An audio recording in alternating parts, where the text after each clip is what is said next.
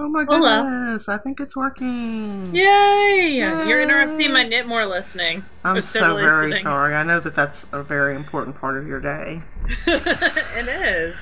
Okay, let's try this again. Welcome to the Knit Girls. This is episode 221, take, I don't know, 7.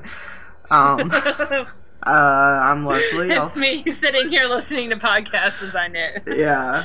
Well, because Laura can't, like, all the recording's done on my end, so Laura can't really do anything. So that's Laura, and I'm Leslie. Hey. I can't do anything, so. I'm like a little baby.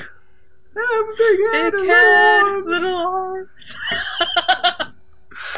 Oh gosh, I hope this isn't your first time watching us. Oh goodness.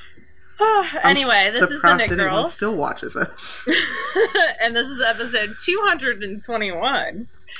And like Leslie said, she's Leslie, I'm Laura. This is a knitting podcast, not a dinosaur podcast. Yes. Although that would be awesome. It would be. Although it would be hard to get guests on, you know, with them being extinct and everything. Oh my.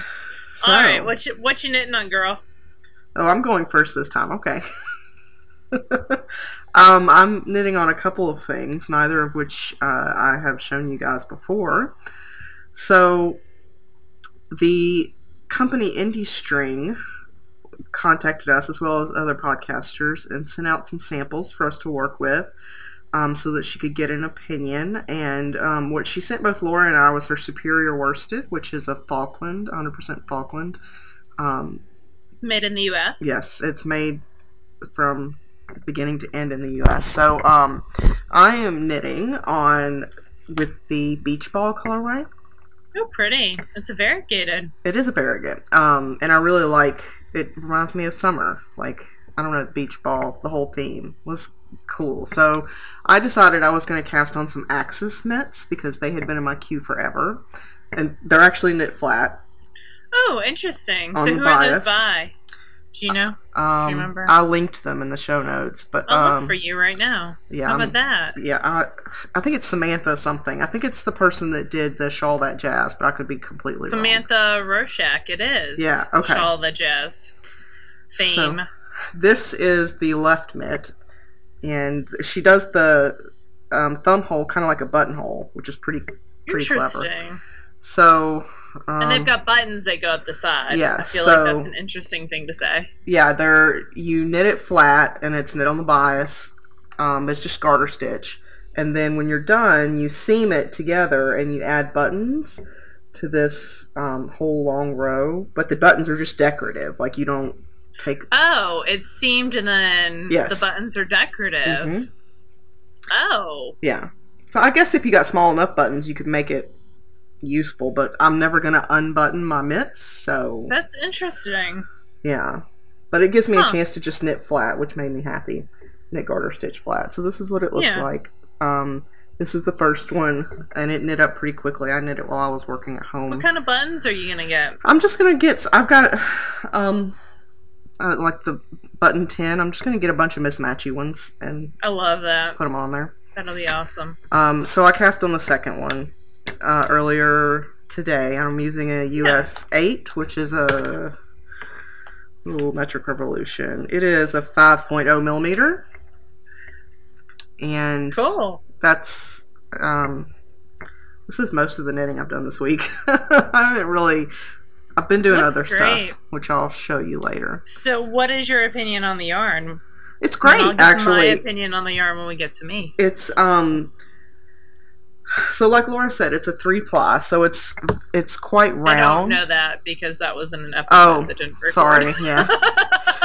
So as Laura mentioned earlier, which you won't have any idea about because that part will never show, it is a 3-ply, and it's 100% Falkland, so it's a little bit, it's not quite the super duper soft that merino is, but it's still not scratchy by any means.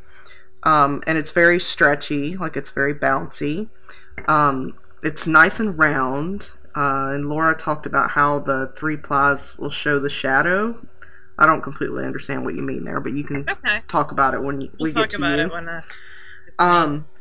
It does have a little bit of a halo. I don't know that you know. I'm going to have that stupid Beyonce song in my head. How about if you look at the yarn? Can you see it there? Maybe a little bit better. Maybe, yeah, right by your eyebrows, yeah. I have yarn eyebrows. So it does have a little bit of a halo, but it also feels like it would, again, that Laura mentioned earlier, it would make a great steeked sweater because you can definitely tell that the yarn, it'll grab itself so that it doesn't unravel on you. I'm happy with working with it so far. I'll have to reserve judgment until I've actually blocked the mitts and worn them. But so far, I'm happy with it. Cool. And we have some to give away, which we'll talk about later. Awesome. Also finished, or not finished. I got some yarn in the mail this week that, to be fair, I sort of put in a custom request before SSK, so I'm not counting this as acquisition. Are you limiting your acquisitions, my dear?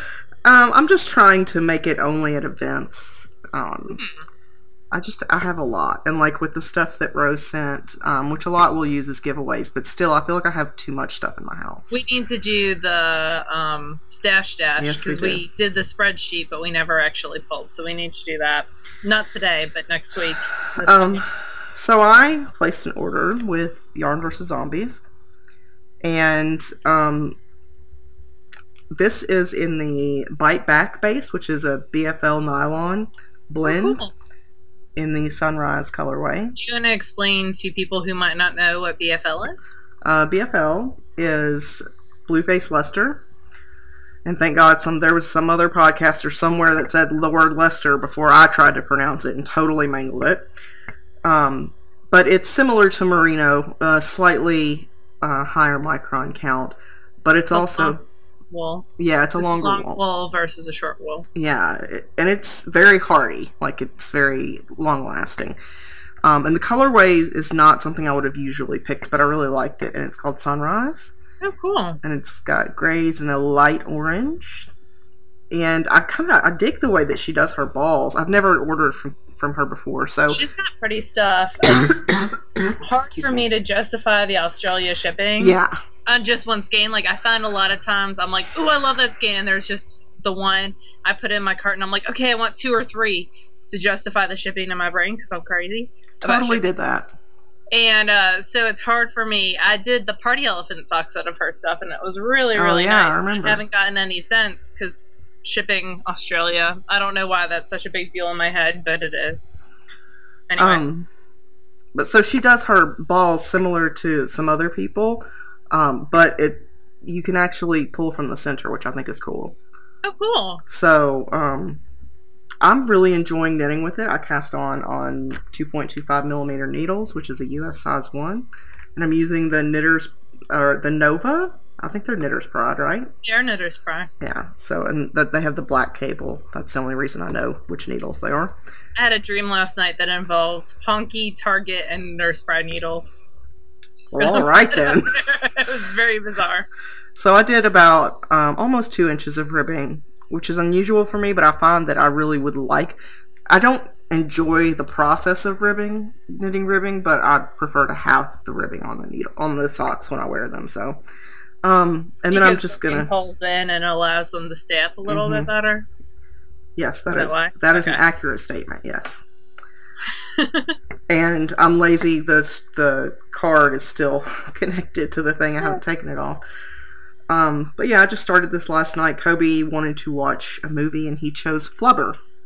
So we sat and watched the Robin Flubber. Williams version or the original version? The Robin Williams version. Oh. With Will Wheaton as the snotty college kid. Oh, I missed that. Yeah. I'll have to rewatch that at some point. So those are the only 2 things that I am actively knitting on right now. The 2 sweaters I have on the needles, meh. You know, the other pair of socks for your mom, meh. Whatever. I just cast on something new. This week has been long. There's been sickness in this household, so. Disease and pestilence is following you? Yes. Awesome. Well, I have one thing that I'm actively working on, and it is the Polaris, there we go, by Alexandra Tinsley. She, her name might be familiar to some of you because she is, or at one time was one of the creative directors for Malabrigo Yarns. And her pattern line is Dull Roar. And I was looking for something to do this yarn justice. And I kept looking and looking and looking, and I couldn't quite decide on what I wanted to do. And then I stumbled across this pattern, and I really like the crown shaping. I think it's really cool that it does the star. And one of the Harry Potter House Cup prompts for this month is something you would see in the sky. So it works well with that as well. It has kind of like a welted beginning. That's you. The pattern is a paid pattern. It comes in one size. It's got this kind of welted beginning brim. Let's use the word brim. And then it goes into lines of yarn overs, and then goes into the star motif when you go into the decreases. It doesn't give you an inch measurement. Like, it doesn't say, hey, do this until you reach 8 inches or so. It just says, do this 18 times. So I'm interested to see how my row gauge, how tall my stitches are, is going to affect the size. I might end up doing a couple extra rows. Yeah. Or less, you never know.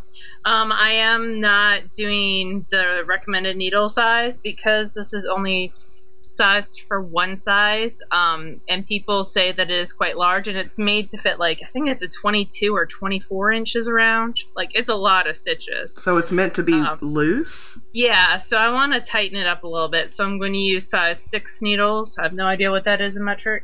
4 millimeters. Awesome. See, that's why I keep Leslie around. Like Leslie said earlier, I'm using the Indie string yarn. Mine is, did you show the ball band or no? I did not. That's what it looks like. This is the Superior Worsted. It's 100% Falkland, 200 yards per 100 grams. And it is in the glitter colorway. And of course I chose gray because You're Laura. That's how we roll. Yeah. Just other notes about the yarn, like Leslie said, it's a 3-ply, so we're talking about shadows. When light hits something that is just one ply, there are no shadows. But the plies themselves, this is kind of unplied. At this end, you can see the 3 plies. But the actual plies themselves create shadows within the twist. Does that make sense? Because they're covering parts of it up, and they're creating, like, you make a shadow when you're standing in front of the sun. A big one. Yeah. So, like, if I go like this, there's no shadow that's being created, like, on that, because it's just straight one, right? But when I go like that, can you see the shadow that it's creating? Yeah, but I don't see how that relates to the yarn itself, I guess. Well, it just creates a shadow, and it creates a little bit more depth to it. Okay. So single plies might look a little bit more matte compared to 2 or 3 plies. Does that make sense? Yeah. I don't know. So it's a gray, but it's a gray with some depth, which I really like. Both in the dyeing and because it's got shadows. It would be great. It's worsted spun versus woolen spun. So it's got great stitch definition, so it would be good for color work as well. The color work would really pop. Yeah. I'd love to see it in a colorwork steek sweater, or the stitches also will pop because it's a 3-ply worsted, but lace will get a little bit, your yarn overs will be a little bit smaller than they would in a 2-ply. So, as I knit on a pattern that's got yarn overs. Yeah, well. So that's okay. It'll still show the stitch definition of the star pretty well. Oh yeah, I think so. But like when you look at the yarn overs, they tend to be, and blocking will help stretch them out a little bit, but they tend to be a little bit hidden. Yeah. Because of the twist, because it's got a nice bouncy twist to it. And also the yarn itself, how it was spun. So I don't know if that made any sense, but it's a lovely yarn, and I'm really enjoying knitting with it, and I'd love to do a colorwork sweater out of a whole bunch. She does say on her tag, if you're doing a whole bunch, I think she dyes in batches of 3s. So if you buy more than 3, you would want to alternate skeins. She recommends you alternate skeins anyway. Right. So, all things to think about. Anything else that you want to say about the yarn? It's just lovely. Yeah, it's very nice. I'm curious to see how it blooms after I wash it in my project. So I'm excited to see that, because sometimes mills use oil to kind of keep the fibers from flying away. So it'll be interesting to see what happens once it washes. Yeah. So very cool. That's the only thing I'm really working on. That was a long kind of thing. You have a finished object, and I have no finished objects. You have 2 finished objects. One is woven and seams, and the other is knit. Yes, although... So, you kill me when you play with the camera like that. I'm like on a... It keeps moving, like the cord goes that way, so it keeps pulling it to turn, so... So, a friend of mine and I are making a trade. She's knitting me a pair of socks, and I'm knitting her a pair of mittens, although I feel like I'm going to have to re-knit these because I'm a dummy. So that's the first thing, okay, is that I'm a dummy. I feel like that's not true, but we all make mistakes. So Susan B. Anderson has this pattern called Waiting for Winter, and it's a lovely pattern. Very simply written, makes total sense, lots of pictures. And in the pattern, she uses both hand-spun and a commercial yarn to show... What does she use? Noro, I think. Okay. And I always have to adjust my needle size when I knit, regardless of whether I have to go up or down. I always have to adjust it, which it's fine. I'm used to it. But this time I adjusted the wrong way. Oh. So it calls for, I think, a 7. And because I knit tightly, logic would say... You should have gone up to an 8. That is accurate. But instead, I went down to a 6. Oh.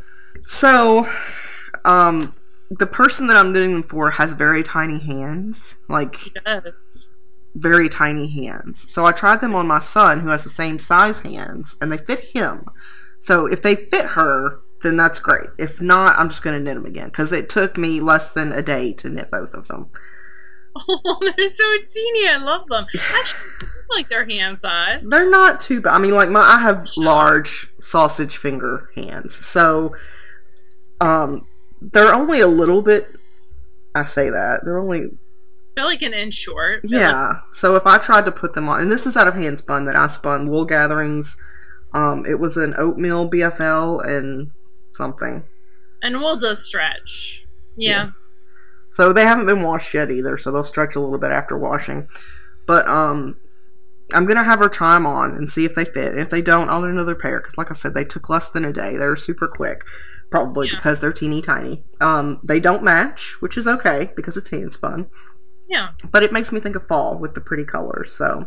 Definitely. And this is what I still have half the ball left, so there's plenty if I need to read it.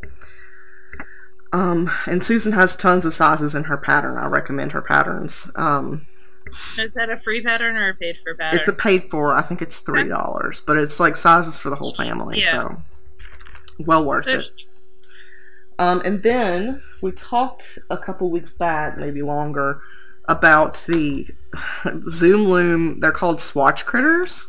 Yeah, that the Woolery does. Yeah, the Woolery does the kits. And so the Woolery was kind enough and sent both of us a kit. And I actually had time to finish mine. So I wove all of the squares in a couple days. Excuse me. And then they sat for a month because it involved seaming. And who loves to seam? Nobody, I don't think. But finally, out there. I'm sure that there are. Finally, I decided this afternoon, earlier today, I couldn't get into anything I was knitting, and I didn't really feel like spinning, so I decided I would work on this guy. Cool. Nobody laughed, because he looks kind of crazy. So Does he have eyes? Because if so, he's better than the elephant you made me. He's called Two Dot the Turtle, and this is what he looks like. Aw, I like him. And his head is permanently like this. That's okay. He's an inquisitive turtle. He is. He's like, say what? So, I actually the instructions were pretty good on how to seam them. I can see the square. Yeah. That's cool. That's really clever. And then each one of his legs is one of the squares that's seamed and turned inside out. And for the stuffing on him. I actually used the wool that came out of my hand cards, the like short fibers and stuff. So, yeah, he's like Mr. Inquisitive. Is he for Kobe or someone else? I don't know. I was just made him to make him. To the age where he's too big for stuff. Yeah, and I will say that the instructions for the embroidery weren't the best. It does tell you how to do a French knot. It didn't work for me. Like, I couldn't understand it, so I just did circles around. Like, I just did a loop around one, like, warp thread for the eyes, and then same for the mouth. I just try to do it in a curve. But anyway, he's done. 2-Dot the turtle. Aww. He is complete. Super cute. How many total squares did he use? 11 of the green and 2 of the gold. So, and they include everything, like the embroidery thread and everything. Oh wow! Yeah. Cool. So that's it. Those are the only things that I have finished this week. Cool. Well, I have a little bit of spinning that I did, but only if I can find it. I did buy the Tom Baker. This is like the messiest skein ever, but it's fun. It is Tom Baker. It says Tom Baked in the show notes. That's hilarious. Tom Baker Polworth from Moon Rover. She had given this to me because she had messed up a listing, like not a big deal in my mind, but she was so sweet and included this. It was seconds of Polworth, which I could not tell that they were seconds. They seemed perfectly fine to me. And so I spun it all up on one bobbin. See, this was killing me. Like, I specifically tied this. Okay. In multiple places. I'm going to have to ask you to stop. Okay. I cannot tell if this thing was still recording or not. But now it says that it is. So let's just keep going and hope for the best. Yay! Okay. So it's the Tom Baker colorway, which is a Doctor Who reference. This is all the colors of his scarf. And I got 200 yards of a chain ply, so it's a 3-ply. And it poofed up nice, because Polworth has that lovely poof. When you Navajo ply, it keeps all the colors together, but it also really shows off any inconsistencies that you had with your spinning. So it's a give and take type situation.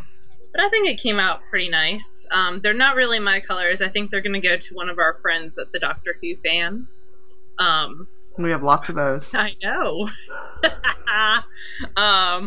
So 200 yards. I think it'd be cool to do like a Noro scarf with, where it's the one that Jared Flood designed. That alternates every 2 rows, yeah. With like a natural. So that's pretty cool. And then this is still slightly damp because I gave it a soak around an hour before Leslie said we were going to record. But it did get a little bit of dry in the sun. This is Into the World. It is a Falkland. It is a 3-ply. It is 400 yards of a heavy fingering weight. I put worsted in the show notes that is super not true, because it was just 4 ounces. So it is 1,200 yards of singles. That's impressive, dude. And it came out really nice. I really like Aiden of Acreworks bobbins for the mini spinner. This was spun on the mini spinner. Because they go a lot faster than the bobbins that come with it. They're around half the weight, so I can get much finer on those versus... okay, so when you say go a lot faster, you mean when you've got the motor running, they actually spin faster? Like the flyer is lighter, so it moves faster. Okay. Does that make sense? It does. I've never tested. I've never really thought. I get more rotations per. It would be like changing your whirl to a smaller whirl. Interesting. So, it's interesting. Yeah, it's similar to using like the lace weight flyer and bobbins for the mini, at least in my opinion. Anyway. You'll have to try it. Yeah. It's interesting. So 400 yards. This is actually 395, and then I have a small skein that goes with it. Like the 3-ply, it kind of muddles it a little bit. So it was like kind of in your face bright, but now it's not. Is it not recording again? I don't know. It just went beep, beep, beep in my ear, so I don't know. Like, today is the day where nothing's going to work. Dang it. Uh-oh. Did you check to see where it left off? Yeah, it's just some every now and then there's just, 5 or 10 seconds of me just frozen. But you know what? I'm not re-recording, so it's okay. We're just going to keep going, and our people will just have to be forgiving and wonderful like they always are. Awesome. So, you were talking about your 400 yards of Tom Baker. No, Prance. No. Yeah, Prance by Into the World. That was basically done. That's what it looks like. It's so pretty. You're going to give it to me, right? I think I'm going to knit a cowl out of it. I wish now, in hindsight, that it was like a superwash merino so I can knit socks out of it. Yeah. But that's right. Okay. Now that it'll be pretty. Now that you've done the 400 yards in a 3-ply, you can totally do it again. I do that all the time, usually, like with superwash merino. All the time. Oh, the punch drunkenness of having to re-record over and over and over again is getting to us. Alright, so you did not some spinning, but you did some processing, my dear. Yeah, I did spin a little bit. I didn't really even note it because I started spinning some CVM that you got me when you went to the Fold in Chicago. Because I wanted to practice my long draw, because I plan to do a lot of long draw during Spinzilla. Cool. Which is the second week of October. And so I just wanted to sort of practice my long draw and see if I could get it a little more consistent. And it's going well. So, but what I did do this week was I processed a ton of Romney. So last week I showed you guys my your Cordale. Cordale, yeah. So this is some of it. I found another like 7 ounces of it upstairs in a bag, clean. It just needs to go through the drum carder. So you're up to like 27 ounces. Yeah. I'm getting closer to the 2-pound mark. So, which is acceptable, So I'm at a little less than a 50% loss now, which is okay. I'm okay with that.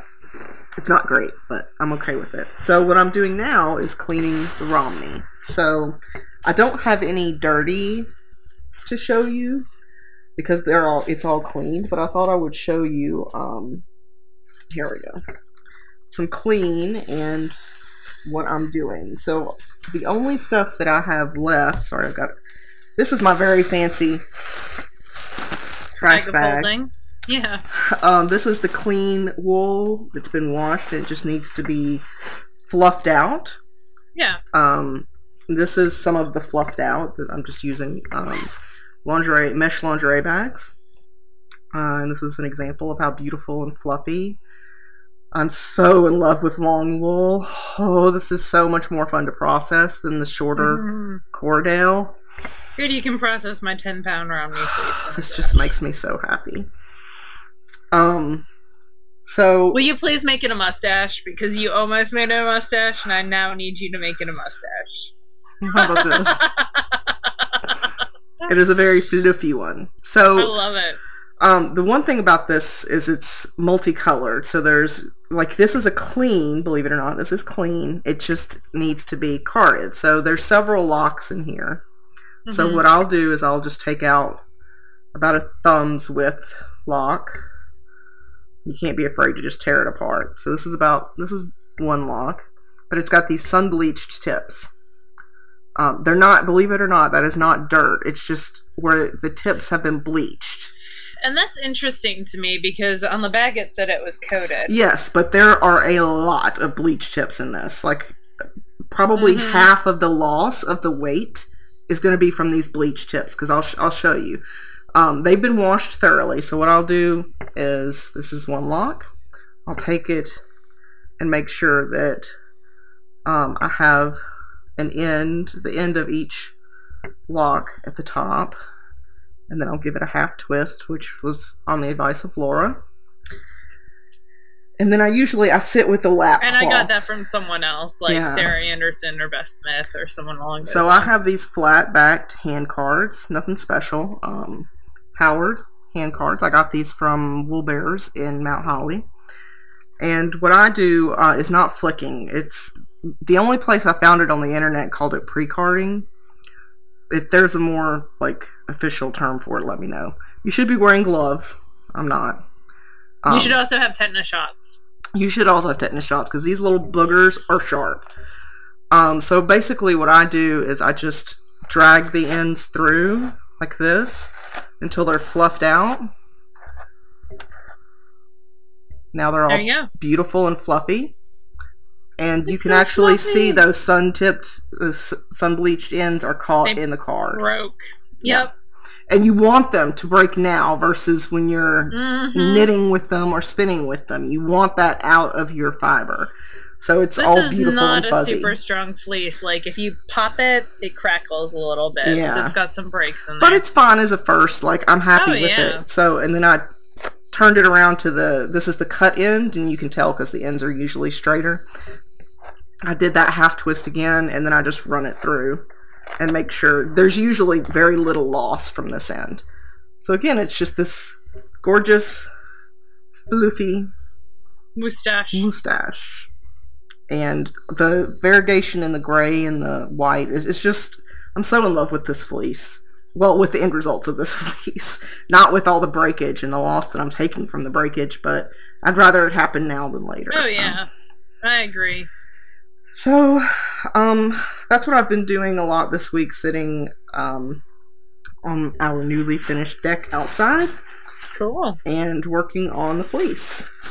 And then I keep all every half hour or so I clean off the carder and I put the broken tips and the second cuts in a bag. I use these to stuff the turtle. Cool. And then whatever I have left, I'll put in one of those little bird feeder suet things, like wire cages, so the birds can fluff their nests. Cool. With the fiber. So anyway, I feel like I've talked for an hour now. We do have a question from Crew Knit Girl, who has a question for the spinners out there. She's relatively new to spinning, and I'm currently working on a 2-ply merino silk blend yarn. And I keep hearing some spinners talk about snapping the yarn after they finish it, rather than thwacking it to prevent from poofing/fuzzing up. I'm wondering what this technique is and how it's done. I've tried finding info on it and have come up empty-handed and want to use this technique on the lace that I'm currently spinning up now because I definitely want to keep it smoothest and a bit more of its construction. So thwacking is when you take a skein and you beat it against something, typically like a brick wall or something else. Bathtub. Popping, yeah. Popping. Are you going to demonstrate it? Yes. Awesome. So this is on some hand spun. I don't even remember what it was now. So you would soak your hand spun in warm water that has either like a soak wash or some people do a vinegar solution. And you let it fully saturate, so at least 15 minutes. Yeah, 15 to 20 minutes. And then what I do, I squish the yarn out. So you squish the water out of the yarn. Yeah, squish the yarn out. That's not possible. Yes, like Laura said, who has a functioning brain today. I don't know about that. Squish out all the water. I am not averse to wringing my skeins. I don't do it for my projects, but like my skeins, I will sometimes loop them together and then wring the water out like this. I can't tell you if that's good or bad. I can just tell you I do it. Laura's like, I can tell you it's bad. I can tell you I don't do it. And then you put your arms through. Also, I never do fewer than 3 ties for hand spun. When you wind it off on your knitting naughty or whatever, I always use at least 3 ties. I do too. Always, because it has bitten me before. So anyway, you put the yarn around your hands like this, and you just pop it out. You just do that, and tend to move to different spots. And what you're really doing is just kind of moving the twist, supposedly. Yeah, evening it out. Or even. Yep. And then... And you're getting a little shower, which is awesome. Yeah, we have that on our soak review episode. Yeah, that's right. So, yeah. And then you just twist that sucker up in a skein and put it away. So, yeah, it's a little bit kinder than thwacking, especially for like a delicate lace yarn. I would definitely do that versus thwacking. Thwacking is good if you are trying to full it a little bit. Or, yeah, really like give it a little bit of a harsher treatment. Come here. So You might get to see Buffy. oh my. Come here. She's no dice. She'll sit here and block me, but she will not come up here. So we do have a book review, and it is an amazing book. It is Sock Architecture by Laura Neel. Yes. Worth $95. The digital version, I think the hardcover, which also, not hardcover, but paperback, which also comes with the digital version, retails for around $26. This is a book that I would buy in hardcover, in a paper edition. I have intentionally not read or listened to anybody else's review of this book yet. Not because I think I know better, because I do not, but because I really wanted to go into it without a bias one way or the other. So I know that several podcasters that have reviewed it. I know even Wendy Knits reviewed it. And I purposely did not read or listen to any of it because I wanted to go into it with my own opinion. So this was published in, I want to say, late August, early September, like we said, by Cooperative Press. It is just from the table of contents that gives you kind of an idea of all the topics that are covered. This is a sock knitting book. This is more like a master class. This is like a college level how to and why, and here's the history of, and I don't know. I'm very, very impressed with it. So there are patterns also included in this book, and I love that they did a visual index of the patterns. That's always one of our favorite things that Cooperative Press does very, very well. The introduction is really interesting. It talks about the author, who actually has like an identical twin sister. Yeah, that is pretty cool. How she got started with knitting socks, and how that moved on from there to knitting socks for a partner, and she goes into the history of Eastern socks versus Western socks, and how the Western are typically top down and the Eastern are typically toe up, or maybe I've got that backwards. No, Western are top down. Yeah. Yep. How different feet are shaped. This is a very math-oriented book. It can be, yes. Yes, because everything is, like, the length of the foot is A. And then to get the length of the sock's foot, multiply A by 0.09 to get a good standard length of 10% smaller than the foot. Right. So there is some math involved in this. Yeah, I don't think it's overwhelming. Like, you can... I know some people really love reading the why and understanding where this number comes from and all that. I would say that you definitely can. She explains everything in detail, but you also don't necessarily have to get that deep into it. You can take your measurements and plug them in and make it work for you. Like, you don't have to get into calculus to make your sock work for you, but you can if you want to. Like, she'll show you how.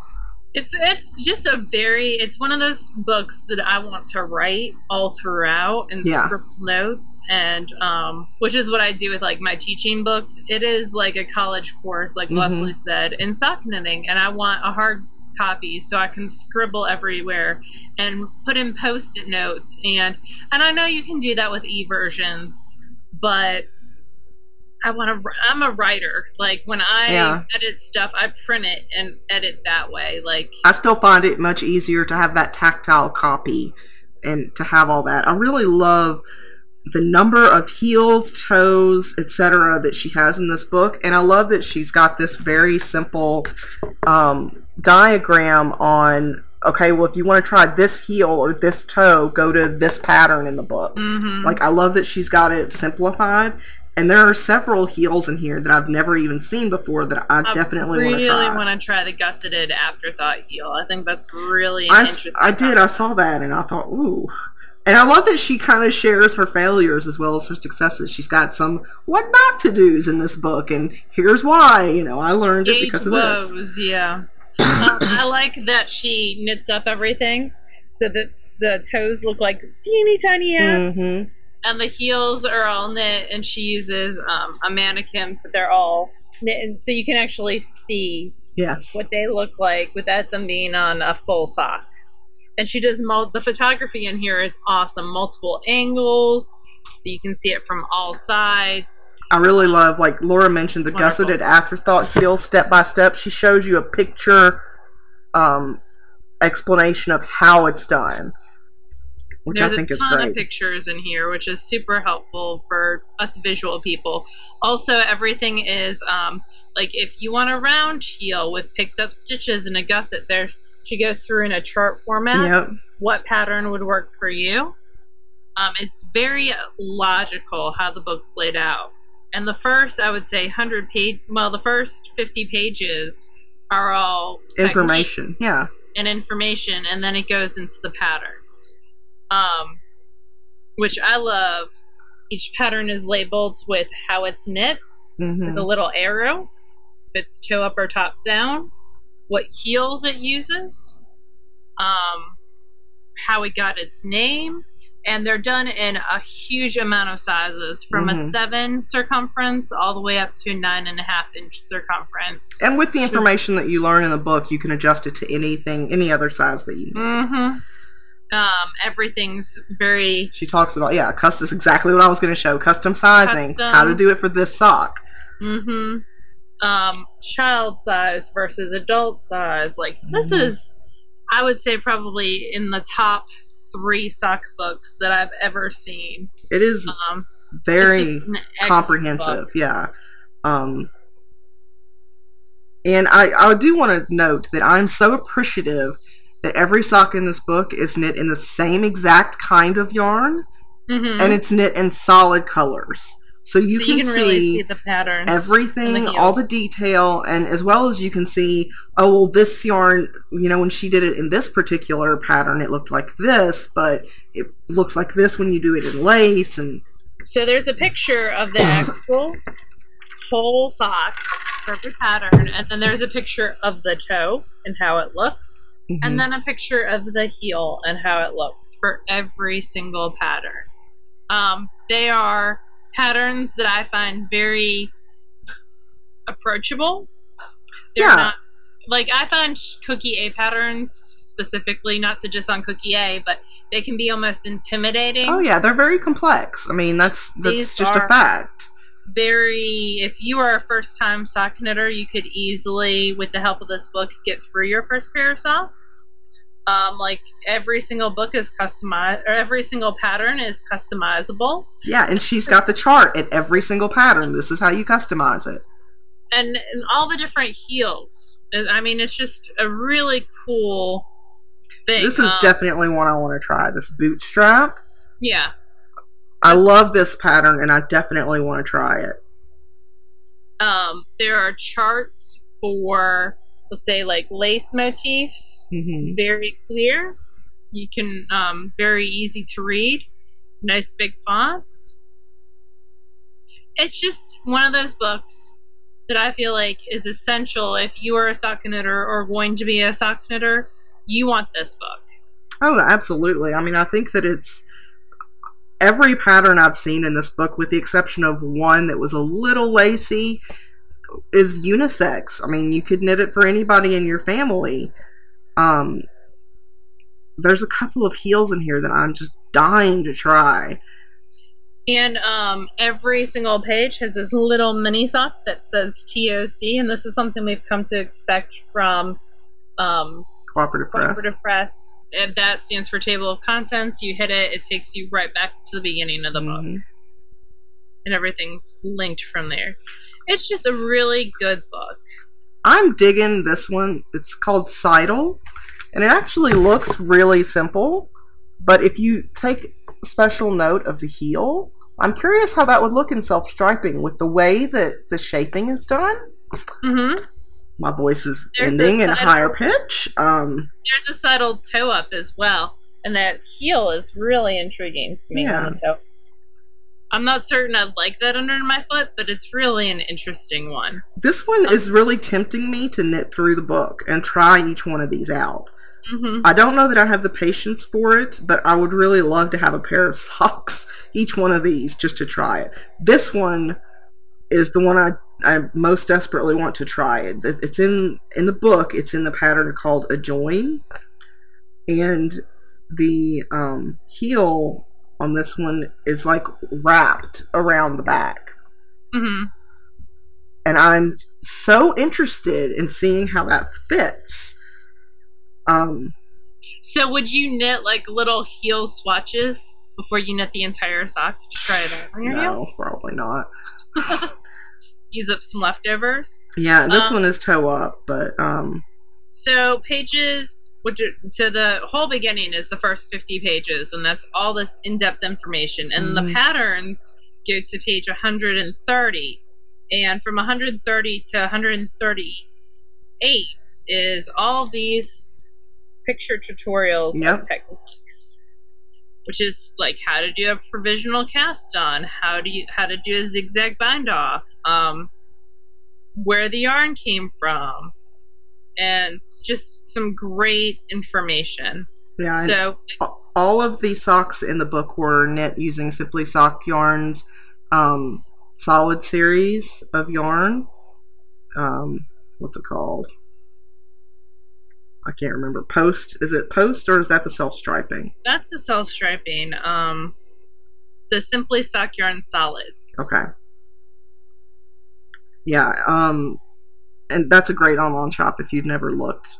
But yeah, she's the author Laura Neel has the Math for Knitters. It used to be a podcast. I'm not certain whether she still podcasts or not, but just as a blog. Yeah, mathforknitters.blogspot.com. And again, this retails for $26.95 in the hard copy and $16.95 for the digital version. Mm-hmm. It's got 17 top-down toes, 68 top-down heels, 17 toe-up toes, and 26 toe-up heels. So a good way to add variety to already existing patterns, but also to try some of the patterns in the book. So thank you so much, Cooperative Press, for sending this our way. Yeah, Laura and I both are interested in getting... We're both going to have to figure out a way to get hard copies of this book and spiral bind them, because I can see myself using this all... Like, I really want to try these different things. I think that it's a great way to try all these different heels, so... And there's the front cover again for y'all. Yeah. So... there you go. That is a review of Sock Architecture by Laura Neel. Yes. What Big are you thumbs thinking? up. Yep, definitely. One to definitely buy if you're interested in that topic at all. Yeah. So, I'm reading what we are reading. I'm reading the False Prince series. It is an upper middle grade fiction / YA. I'd say upper middle grade fiction. I read the first one and the second one, and I'm waiting for my public library to get the third, but I might have to buy it on Kindle. I'm trying to be very patient with it. There's a 10-day wait. I wish they had the first one in e-version, and I had the first one in my library and the second one in my library. I didn't get the third yet. So, super good series. If you have a child who is probably grades 6 through 8 and really loves fantasy, let's do 5 through 8. I would definitely check that out. What are you up to, reading-wise? Well, I'm still listening to the third book in the Wheel of Time series. It's called The Dragon Reborn. And I'm reading... I finished the Septimus Prime book. And Septimus Heap? Yeah, there you go. Septimus Heap. Yeah, you're right. And so I started a book for me. And yay! It's post-apocalyptic, and it's called After the Ending. I'll link it in the show notes. It's a little like, does he like me? I don't care if the world's ending, but does he like me? You know. But it's okay. It's something different, so there's that. That's always good. Indie String, the lovely people who sent us this yarn, and you can see their logo right there. They are offering our viewers 10% off. There's a coupon code TKG10, and it is good from September 21st through October 5th. Yep. We have a giveaway for them as well. I have it. And she left it wrapped because she wanted to Well, I left it wrapped because I wanted to show you guys what it would look like if you had purchased it. But then I'm going to unwrap it and actually show you. Yeah, so there was a little note that came in mine and Leslie's. And I did not choose the red for myself. This is a beautiful red that's going to go to one of you guys. I've been using the orange string because it's real small. Yeah, it's like cotton. Yeah, I've been using it to tie skates. Oh, that's a good idea. It's a good way to reuse it. So it comes in this glittery packaging. And it is Sweet Black Cherry. Ooh, that's pretty. Yeah.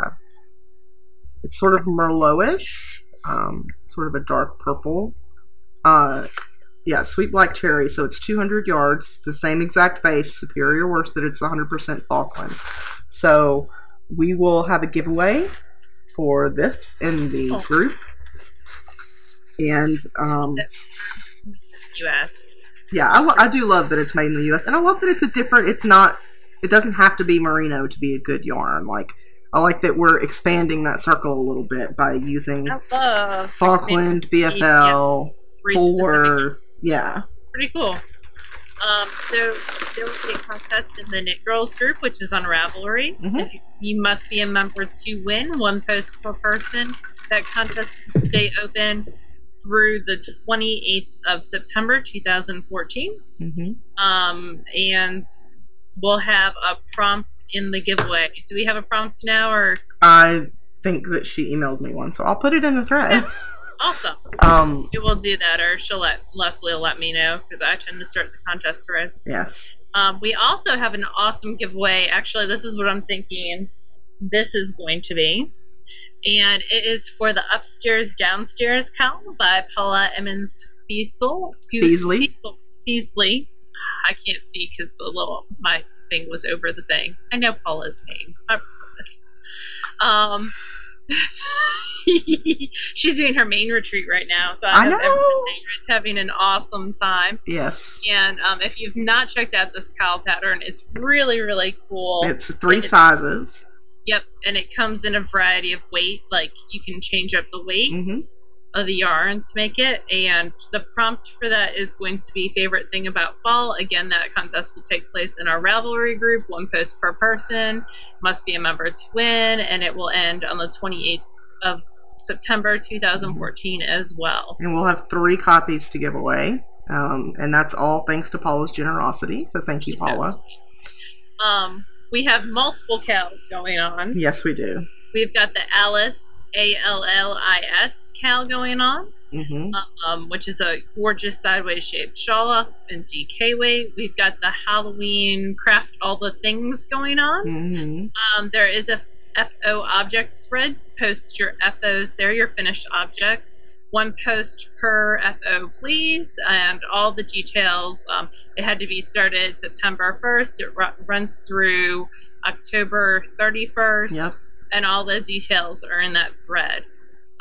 There's also going to be a Georgia on My Mind kale that's ongoing. Yep. Kale stands for Nalong if you're new to the jargon. And then we are starting Project Sweater Chest. Some of us are starting faster than others. I have Jackaroo on the needles, and Leslie has 2 sweaters on the needles. I've linked the sweaters that I would love to knit in the next year. I'm not going to knit them all, but there are 12 possibilities in my queue, and I've tagged them as Sweater Chest. So, and I've linked that in the show notes. Can you tell I had little bit of free time on my hands? I tried to do the same, but I only found 3. Like, when I critically went through my queue, I only found 3 that I think would work for my figure, and that I could stand to knit. So there's more information coming about this Project Sweater Chest that we're doing sort of in conjunction with the Knitmore Girls and Susan B. Anderson, and there's a couple other designers that we're working with as well that we are trying to get, like, discounts on patterns and stuff like that. So more information about that to come, and there's no like hard stop or start date. We're just, and Leslie and I have very different approaches to our cues. I'm like, but ooh, shiny, gonna knit it now. And Leslie really puts thought into it. I try, and I cull it probably once every couple months. I go through and say, realistically, I'm never going to knit this, and take things out of my queue. So, I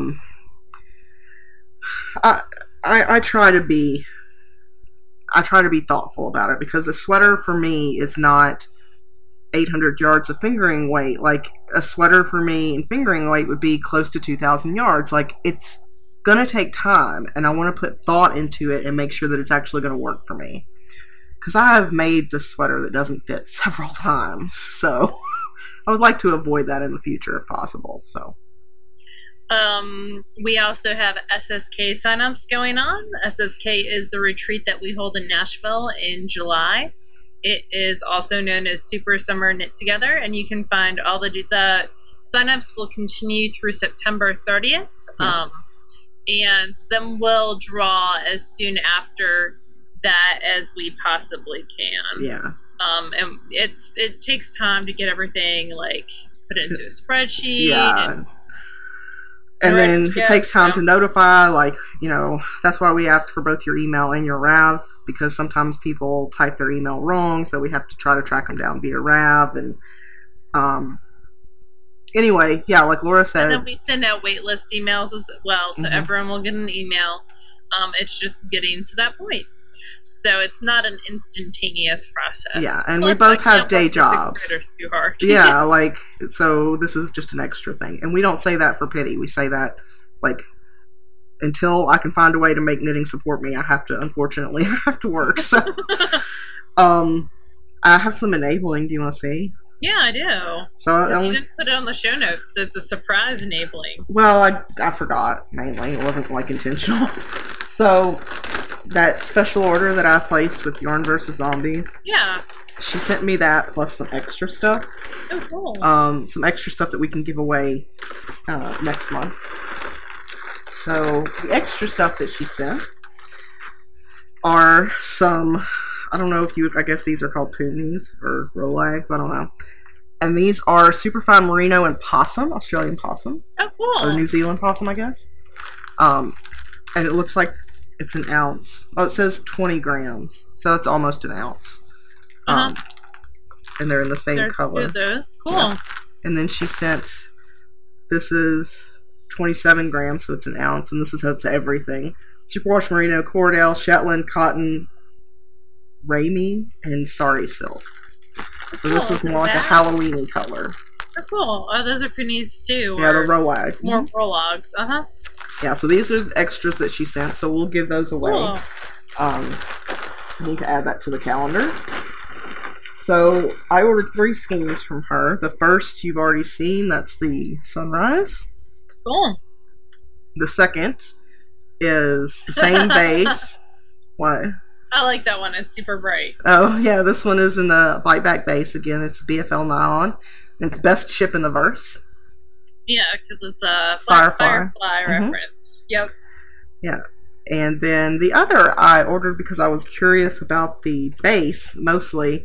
And this is the Wallaby base. It's 100% ethical Aussie merino. It's 100 grams, 516 yards. It's a fingering weight, and it's called Outback Rainbow. Pretty. So it's a variegated. It's not a stripe, but yeah. I think I might make a hitchhiker with it. Ooh, pretty. I'm really digging it, and I really like the ply structure of it, so I'm curious about how it's going to knit up. Interesting. What weight yarn is it fingering? Fingering, yeah. Cool. So I'm excited about that stuff. Lots of new pretties, and I'm sure there will be more, because I have no self-control. Excuse me. I sent you some stuff in the mail, so you'll be getting that soon. That's true. And I have to mail some stuff out, too. Anyway, I think that's it. I think we've come to the end of our row. I'm going to blatantly steal Jasmine and Gigi right there. I don't say that in a mocking tone. I'm always so sad to hear that part, though, and it's like, I think we've come to the end of our row, and I'm like, no, you can just knit some more talk. I'll listen. It's okay. You are bright red right now. I'm not mocking the Knitmore Girls. I love the Knitmore Girls. Anyway, before I say anything, like, I'm going to take my foot out of my mouth now and say I hope you guys have a great week, and we'll see you next week. Bye, y'all. Bye.